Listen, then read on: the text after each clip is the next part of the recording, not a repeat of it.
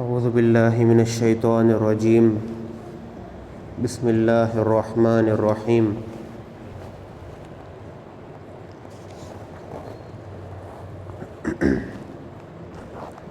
وَإِلَىٰ ثَمُودَ أَخَاهُمْ صَالِحًا قَالَ يَا قَوْمِ اعْبُدُوا اللَّهَ مَا لَكُم مِّنْ إِلَٰهٍ غَيْرُهُ قَدْ جَاءَتْكُم بَيِّنَةٌ مِّن رَّبِّكُمْ هَٰذِهِ نَاقَةُ اللَّهِ لَكُمْ آيَةً فَذَرُوهَا تَأْكُلْ فِي أَرْضِ اللَّهِ وَلَا تَمَسُّوهَا بِسُوءٍ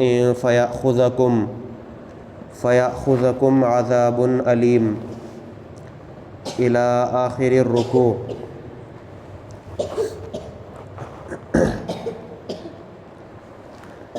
ویسے آج ارادہ تو یہ تھا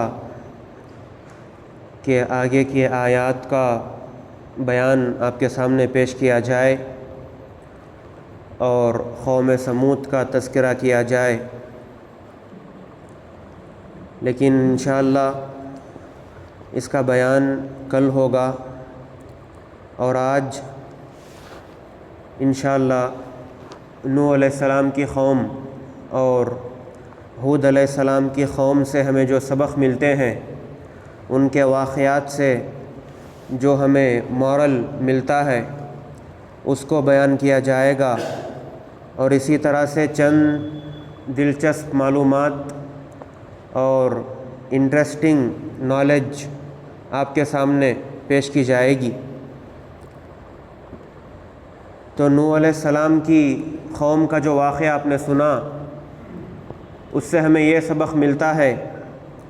کہ اللہ اور اس کے رسول کو جھٹلانا نہیں چاہیے۔ نوح علیہ السلام اور ہود علیہ السلام کی قوم سے جو سبق، جو کامن بات ہمیں ملتی ہے،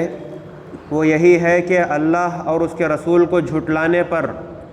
ہو سکتا ہے کہ ہمارے اوپر دنیا ہی کے اندر بڑے سے بڑا عذاب آ جائے۔ اللہ تعالیٰ نے ان قوموں کو چند لمحوں میں، چند دنوں کے اندر نیست و نابود کر دیا، جو ایک زمانے میں سپر پاور کہلاتی تھیں۔ جو عاد کی قوم تھی وہ اپنے زمانے کی سپر پاور تھی، یعنی اللہ تعالیٰ نے عاد، جو ہود علیہ السلام کی قوم تھی، اس کو اتنی طاقت دی تھی، چاہے وہ جسمانی اعتبار سے ہو، ان کے جسم بھی بڑے لمبے چوڑے تھے، اور اسی طرح سے دوسری نعمتوں کے اعتبار سے بھی ہو، تو اللہ تعالیٰ نے ان کو اتنی طاقت دی تھی جو دوسرے کسی قوم کو نہیں دی تھی۔ اس زمانے کے اندر وہ لوگ یہ دعویٰ کرتے تھے اور وہ نعرہ لگاتے تھے کہ ہمارے سے زیادہ طاقتور کون ہو سکتا ہے، یعنی ان کو اللہ تعالیٰ نے جو طاقت دی تھی، اس کے غرور میں آ کر انہوں نے کہہ دیا، جب ان کے سامنے ان کے رسول نے دعوت پیش کی تو انہوں نے کہا کہ ہمارے سے زیادہ طاقتور کون ہوگا جو ہمیں نیست و نابود کر دے۔ تو اللہ تعالیٰ نے ان کے غرور کو اور ان کے تکبر کو مٹی میں ملا دیا، اور ان کو چند ہی دنوں کے اندر ان کو ختم کر دیا اور ان کی جڑ کاٹ ڈالی، اور آج ان کی قوم باقی نہیں ہے۔ ہو سکتا ہے کہ اگر وہ لوگ اللہ تعالیٰ کی بات مان لیتے اور ان کے رسول کی بات کو مان لیتے تو ہو سکتا ہے کہ اللہ تعالیٰ ان کو آج تک باقی رکھتے، لیکن ان کی نسل ہی کو اللہ تعالیٰ نے ختم کر دیا۔ اور آپ نے کل سنا کہ اللہ نے فرمایا کہ ہم نے ان کی جڑ ہی کاٹ ڈالی، یعنی ان کو سرے سے ختم ہی کر دیا، یعنی جیسا کہا جاتا ہے کہ جڑ سے ہی ان کو ختم کر دیا۔ تو ہمیں یہ بات یاد رکھنی چاہیے کہ ہم کتنی ہی بڑی ترقی پر پہنچ جائیں، کتنے ہی اونچے مقام پر پہنچ جائیں، دنیا کتنی ہی ترقی کر لے اور سائنس میں بہت آگے نکل جائے، لیکن وہ اللہ کو کبھی پیچھے نہیں کر سکتی۔ تو ہمیں اللہ کے پیغام کو ہمیشہ یاد رکھنا چاہیے، اور جو بھی ترقی ہو اور جو بھی اللہ تعالیٰ ہمیں نعمتیں دیں، اس پر غرور کرنے کے بجائے، اس پر تکبر کرنے کے بجائے ہم اللہ کا شکر ادا کریں، اور اگر اللہ ہمیں نعمتیں دیں تو ہم اس کی عبادت میں اور زیادتی کریں۔ تو ان دو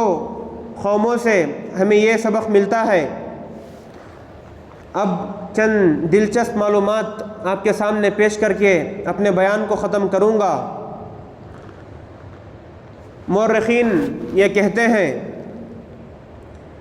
کہ آدم علیہ السلام اور نوح علیہ السلام کے درمیان کتنے سال کا فاصلہ تھا، تو یہ بھی ایک چرچا ہوتی ہے کتابوں کے اندر۔ تو اس بارے میں ہمیں ایک حدیث کی کتاب ہے مستدرک حاکم، اس کے اندر رسول اکرم صلی اللہ علیہ وسلم کے صحابی حضرت ابن عباس رضی اللہ عنہ کا ایک قول ہمیں ملتا ہے۔ وہ کہتے ہیں کہ آدم علیہ السلام سے نوح علیہ السلام تک 1000 سال گزرے تھے، یعنی آدم علیہ السلام کی وفات کے بعد سے نوح علیہ السلام کی پیدائش جو اس کے بیچ جو عرصہ گزرتا ہے وہ 1000 سال کا ہے۔ اور اسی طرح سے نوح علیہ السلام کی عمر کے بارے میں بھی کتابوں میں آتا ہے، اور قرآن کریم سے ہمیں یہ بات معلوم ہوتی ہے کہ نوح علیہ السلام کی عمر 1000 کے آس پاس تھی۔ اب آج کے زمانے میں ہم لوگ 60 70 80 جو نارمل جو ہماری عمر ہوتی ہے آج کل اتنی کم ہو گئی ہے، لیکن اس زمانے میں اللہ تعالیٰ نے لوگوں کو زیادہ عمریں دی تھی۔ اور آدم علیہ السلام کے بارے میں بھی آتا ہے کہ انہوں نے بھی جو ہے لمبی عمر ان کو اللہ تعالیٰ نے دی تھی۔ تو اسی طرح سے نوح علیہ السلام کو اللہ تعالیٰ نے 1000 کے قریب 1000 کے آس پاس عمر دی تھی، اور ان کے بارے میں کتابوں میں آتا ہے کہ اللہ تعالیٰ نے ان کو 40 سال کی عمر میں نبی بنایا۔ جب وہ 40 سال کے تھے تو اس وقت ان کو اللہ نے نبی بنایا، اور ان کے انتقال تک آپ اندازہ لگائیے کہ 900 سے زیادہ سال انہوں نے اپنی قوم کو دعوت دی، اپنی قوم کو حق کی بات کی طرف بلایا، لیکن صرف چند لوگوں کو چھوڑ کر ساری قوم نے ان کی نافرمانی کی۔ اور یہاں پر یہ بات بھی سوچنے کی ہے کہ نوح علیہ السلام کے اندر اتنا صبر اور تحمل تھا اور اتنی برداشت تھی کہ کئی سو سال ان کی قوم نے ان کو ستایا اور ان کے پیغام کو جھٹلایا اور ان کو برے برے نام لگائے اور ان کو کہا کہ تم پاگل ہو، تم دیوانے ہو، تم گمراہ ہو، لیکن نوح علیہ السلام نے اپنے صبر کا دامن نہیں چھوڑا، اور اللہ نے جو ان پر ذمہ داری ڈالی تھی اس کو انہوں نے ادا کیا۔ لیکن جب وہ مایوس ہو گئے تو اللہ تعالیٰ سے انہوں نے بددعا کی اور کہا اللہ تعالیٰ سے کہ میری قوم کو تو ہلاک کر دے۔ تو یہ سبق بھی ہمیں ملتا ہے کہ جو بھی دین کا کام کرتے ہیں ان کو صبر اور تحمل کی بھی اور برداشت کے ساتھ ان کو کام کرنا چاہیے۔ اب تیسری بات یہ ہے